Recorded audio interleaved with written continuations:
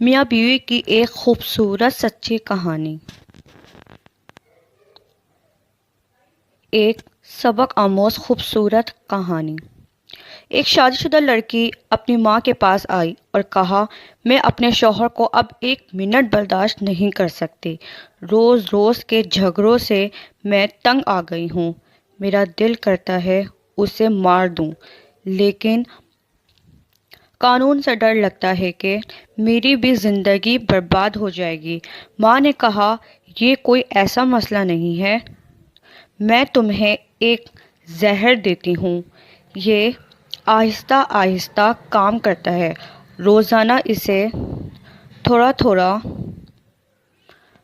کھانے میں دینا، بس کھانا لذیذ بنانا کہ اسے شک نہ ہو بالکل بھی۔ لڑکی خوش ہو گئی۔ ماں نے کہا، لیکن تمہارا